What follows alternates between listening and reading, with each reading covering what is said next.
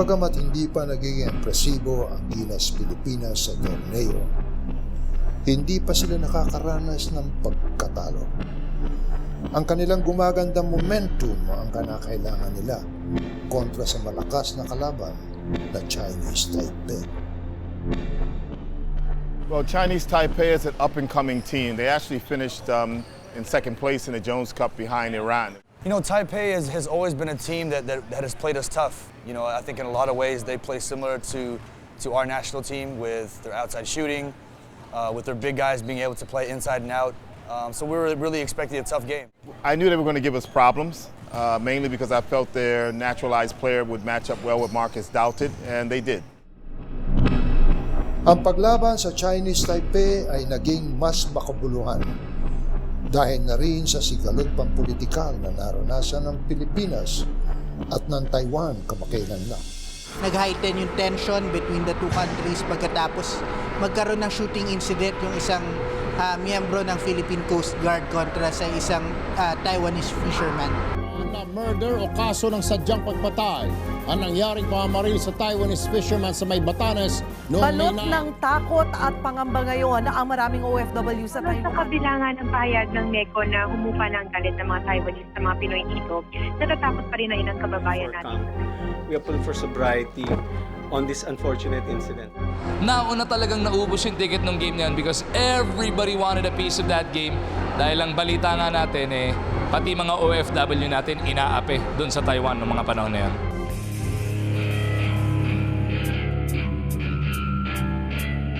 Kaya naman ang pumasok ang Gilas Pilipinas sa larong ito. Ibang klaseng motibasyon ang ipinakita nila kontra sa Taiwanese. The most important thing here, guys, is to get back on Francisco.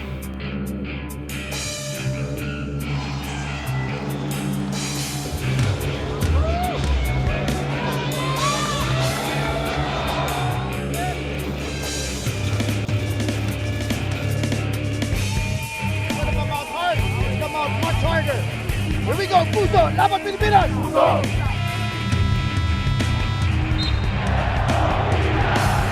Here's Jason on the bow. Ranidel for three. Yes, sir! That's a three for Ranidel de Ocampo, something that we need. Doughted attacks. Up and under! Out to five. Here's Fonashare. Fonashare. Got it again! Larry Fonashare is the man of the moment. Nagpasiklab sa larong ito ang binansagang The Babyface Assassin. Connects with another three! Right now, Larry finding heaven. Heaven on the three-point line.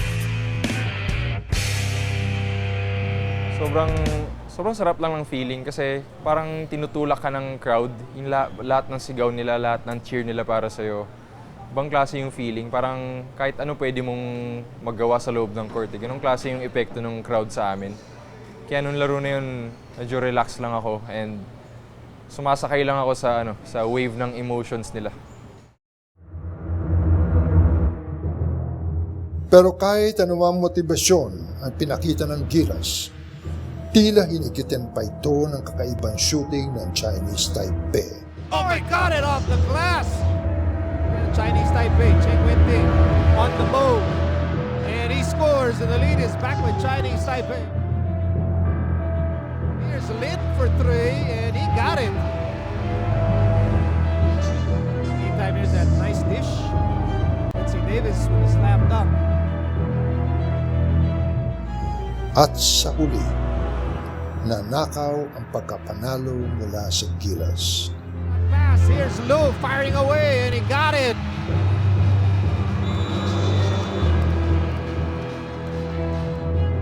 There's the final score. Chinese Taipei edging out the Philippines, 84-79.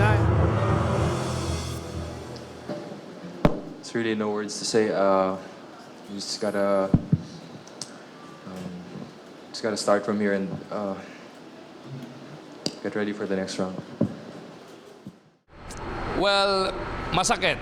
Lalo na even Coach Chot came out to say na nag-apologize siya. Apologize to our countrymen in Taiwan, our OFWs. We really wanted to win this for them because I know they have been a victim of a lot of abuse. That was probably the lowest point of the tournament for us. Taipei, we came up short. We played hard, but didn't play our best, and luckily we had another opportunity to continue to play hard, and to know you have 20,000 people in the arena and millions outside of the arena supporting you, you can't give up. Hindi na naglalaro para sa sarili namin, kundi para sa kanila yon. Yung mga Pilipinong tatrabaho, kumbaga napahiya namin sila eh. Nakakalungkot man sabihin, pero hindi namin sila naipaghiganti kahit sa panalo man lang. Talagang ganun din ang buhay minsan, may panalo may talo, but ang maganda doon, kinabukasan, mag-adjust ka na lang.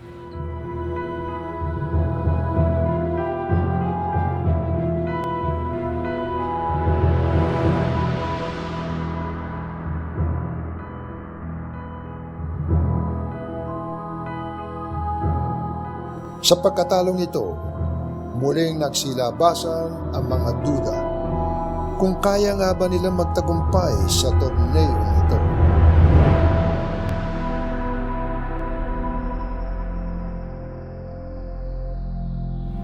I even remember the cameraman being in there and still filming. And I think it was just, you know, a sign that the tournament wasn't over. After nung Chinese Taipei game nga, natalo. Diretso ako sa dugout. Kahit natalo sila, roll ako ng roll. Tapos may nakapagtanong sa akin, ba't kailangan upang punan yan? Tingnan mo yung mga itsura nila, mga nakasimangot. Siyempre natalo eh. Ang sagot ko na lang, sir, bukod sa trabaho ko to, para sa akin, sir, kailangan makita ng buong Pilipinas, hindi lang kung paano sila manalo.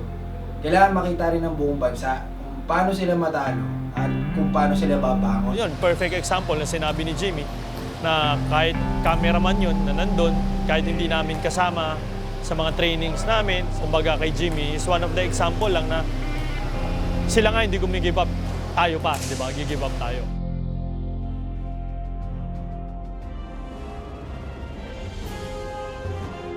Para sa Gilas, hindi naman ito katapusan ng mundo. Bagkus, isa pa itong magandang pangyayari.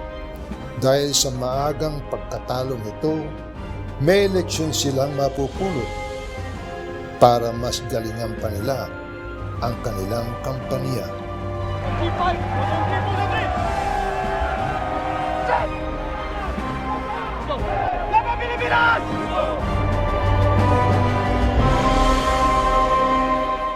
Ang height, nasusukat. Ang lakas, nahuhubog. Ang bilis, nadadagdagan. Ang talento, nahahasa. Pero kahit anong tangkad, lakas, bilis o talento. Hindi basta-bastang iiral ito kung walang puso. Pusong nagliliyap. Pusong handang humarap sa kahit anong kalaban. Pusong hindi sumusuko. Pusong hanggang sa dulo ay lumalaban. At kung sabay-sabay natitibok ang mga pusong palaban, Uugong ito at lubusang mararamdaman. Sa di matibag na pananalig at buong pagkakaisa. Doon tunay na masasaksihan Ang lakas ng isang sambayanan.